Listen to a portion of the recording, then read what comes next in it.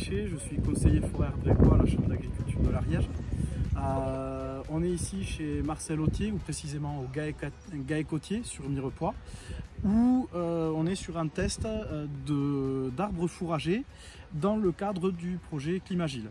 Aujourd'hui, on est sur la deuxième journée du séminaire de clôture de ce projet Climagile qui a duré 3 ans.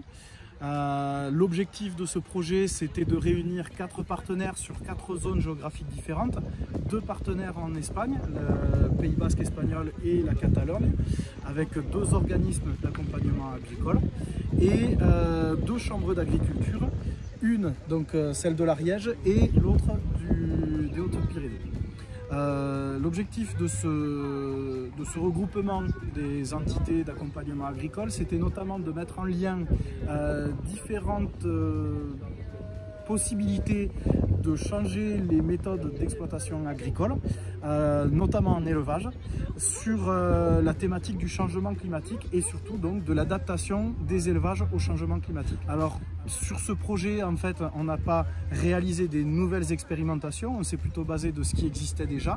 Par contre, on a fait la poursuite de ces expérimentations pour une diffusion, une mise en commun de part et d'autre de la chaîne pyrénéenne. Donc plus précisément, ce matin, on a pu voir au lycée agricole les changements qu'on pouvait avoir dans des bâtiments agricoles. On a ensuite été sur la commune de Mirepoix voir le pâturage tournant dynamique avec des métailles spécifiques à l'exploitation du GAEC de Bellevue. Et là aujourd'hui sur le GAEC Autier, on est sur l'arbre fourrager et notamment le mûrier blanc. Alors le mûrier blanc, pourquoi est-ce qu'on a choisi cette essence plutôt qu'une autre dans le cadre des arbres fourragers? C'est notamment lié à 3 choses. La première, on est sur une espèce qui est en capacité de produire, on va dire, en très forte quantité et à très bonne valeur alimentaire malgré des sécheresses répétées. Pour donner juste un exemple, le mûrier blanc est en capacité de produire de la chlorophylle jusqu'à 38 degrés quand une prairie s'arrête à 25 degrés. La seconde raison, c'est qu'on est sur une espèce qui est très rustique, qui va s'adapter à beaucoup de types de sols différents. Et la troisième raison, elle est purement à vocation alimentaire.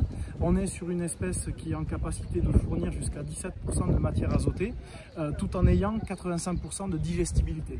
Ce qui, en termes d'arbres fourragers, d'essence ligneuse fourragère, permet de considérer cette essence comme la Rolls-Royce des essences fourragères ligneuses.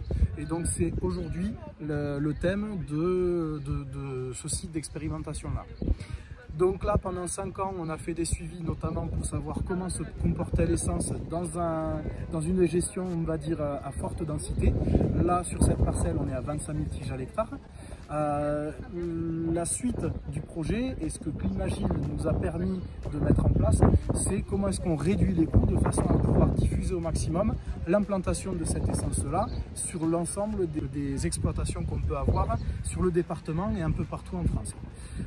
C'est pour ça qu'on a été voir aujourd'hui la multiplication de ces plants-là, qui reste quand même très compliqué parce que c'est une espèce tropicale à la base, mais le projet Climagile nous a permis d'expérimenter avec une serre la levée des semis pour réduire ce coût d'implantation-là. On est aujourd'hui au début de cet essai qui est quand même très prometteur. On a pratiquement 99% des graines qui ont levé. Reste maintenant à diffuser les moyens et les possibilités d'implanter ça chez les éleveurs.